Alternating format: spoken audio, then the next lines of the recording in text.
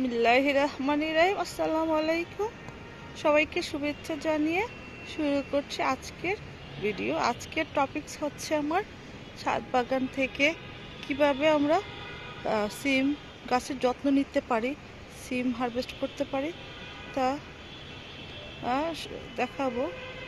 কিছু tips share করব, সবাই ফলো করবেন। এই টিপসগুলো ফলো করলে ছাদ বাগান থেকে আমরা আলহামদুলিল্লাহ অনেক সিম পেতে পারি।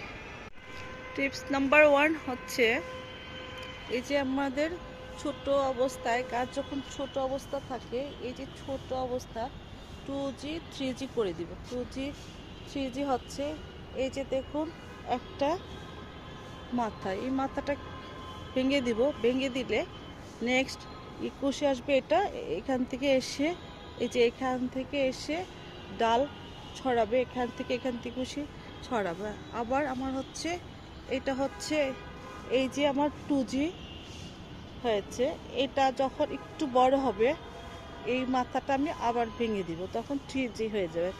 এইভাবে করে দিলে সিম গাছগুলো ঝোপালো হবে।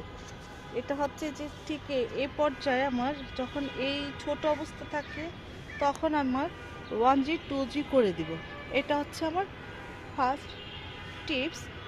যখন এই যে ছোট অবস্থায় এগুলো করে দিতে হবে, তাহলে এই যে আমার এখান থেকে ডাল বের হবে এই যে। আর সেকেন্ড স্টেপ হচ্ছে, গাছগুলো যখন এভাবে পেঁচিয়ে যাবে প্যাঁচগুলো ছাড়িয়ে দিতে হবে, যেন একটার সাথে আরেকটা লেগে না যায়। তখন গাছগুলো মোটা হবে। আর যখন পেঁচিয়ে যাবে গাছগুলো চিকন হবে, তখন গাছগুলো পারতে পারবে না। এটা খুব খেয়াল রাখতে হবে, খুব সাবধানে এই প্যাঁচগুলো ছাড়িয়ে দিতে হবে।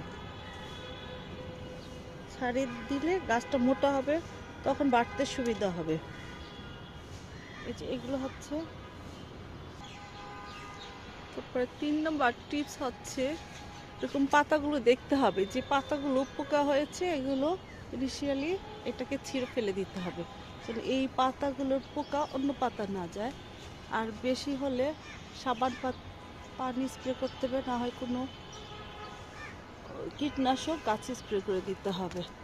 দেখতে হবে যে পাতার নিচে কোনো পোকা হয়েছে কিনা। পাতার এই নিচে পোকা থাকে, তখন থাকলে হয় সাবান পানি, না হয় কীটনাশক স্প্রে করতে হবে। আমি সাধারণত সাবান পানি স্প্রে করি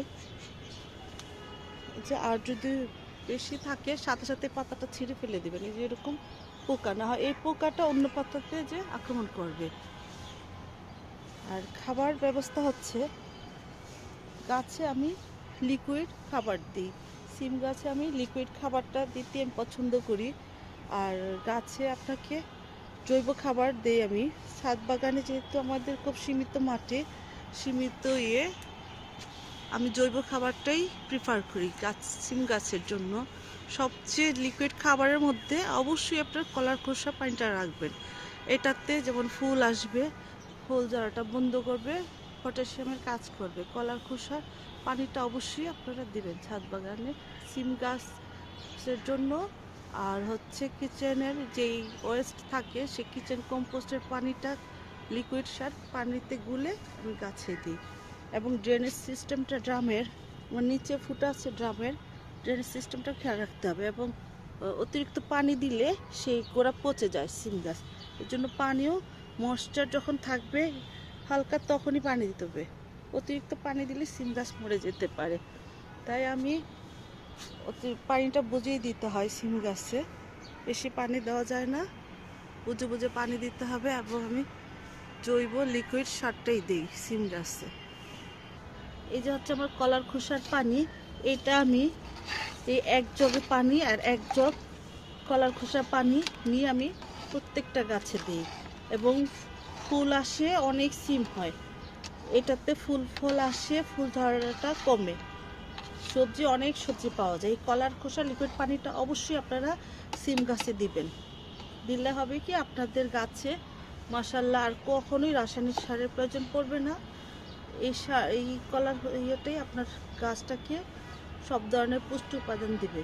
আর এটা হচ্ছে আমার পেঁয়াজের খোসার পানি। এই যে দেখুন, পেঁয়াজের খোসার পানিতে সালফার থাকে। সালফার হচ্ছে আপনার গাছটাকে সুস্থতা রাখবে, সব ধরনের গাছগুলোকে সবুজ রাখবে, সিমগুলোকে সমস্ত পোকামাকড় ফাঙ্গাসের হাত থেকে আপনার গাছগুলোকে রক্ষা করবে। যেহেতু লিকুইড সার আপনার দিলে ভাইরাসে আক্রমণ হতে পারে, তো পেঁয়াজের খোসাটা, রসুনের খোসা আমি এখানে পচিয়েছি, সেই লিকুইডটা আমি গাছের গোড়ায় দিই যেন ফাঙ্গাসে আক্রমণ না হয় এবং সব ধরনের পুষ্টি উপাদান পায় গাছ। আর এটা হচ্ছে আমার পাতা, ছাদ বাগানের সমস্ত পাতা যেগুলো পচিয়েছি সেই পাতা। এটা হচ্ছে নাইট্রোজেনের কাজ করবে। আপনার সিম গাছ অনেক নাইট্রোজেন দরকার হয়। আমি এই এই ইয়েটা দিই, পাতা লিকুইড সারটা গাছের গোড়ায় দিই, সিম গাছের গোড়ায় দিই। এইগুলো হচ্ছে আমি সিম গাছের পরিচর্যা করি। এই দিলে আপনার গাছে আর কোনো রাসায়নিক সারের প্রয়োজন হবে না। লিকুইড সার দিলে আপনার সিম গাছের জন্য যথেষ্ট। আপনার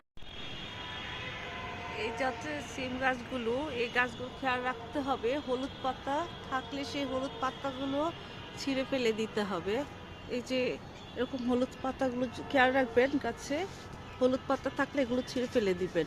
যত পাতা থাকবে ওগুলো গাছে পোকামাকড় আক্রমণ হবে, তাই এই শুকনো শুকনো হলুদ পাতাগুলো ছিঁড়ে ফেলে দিবেন। গাছগুলোকে যেন আলো বাতাস পায়, যত অন্ধকার থাকবে তখন পোকামাকড় আক্রমণ তত বেশি। এরকম পুরাতন পাতাগুলো ছিঁড়ে ফেলে দিবেন, তাতে করে হবে গাছগুলো আলো বাতাস পাবে এবং পোকামাকড় আক্রমণটা একটু কম হবে। এই হচ্ছে আমার টিপস।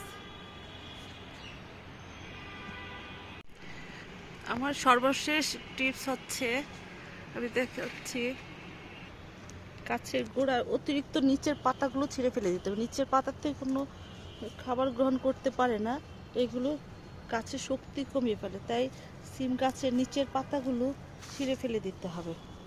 নিচের গাছ থেকে কোনো খাবার গ্রহণ করতে পারে না, বরঞ্চ মাটিটা যদি দেখা যায় তাতে করে আলো বাতাস হবে, সূর্যের আলো থেকেই মাটি খাবার গ্রহণ করতে পারবে। তাই নিচের পাতাগুলো ছিঁড়ে পরিষ্কার করে দিতে হবে। সিম গাছের গোড়াগুলো পরিষ্কার রাখলেই মাটিটা খাবার গ্রহণ করতে পারবে সূর্যের আলো থেকেই।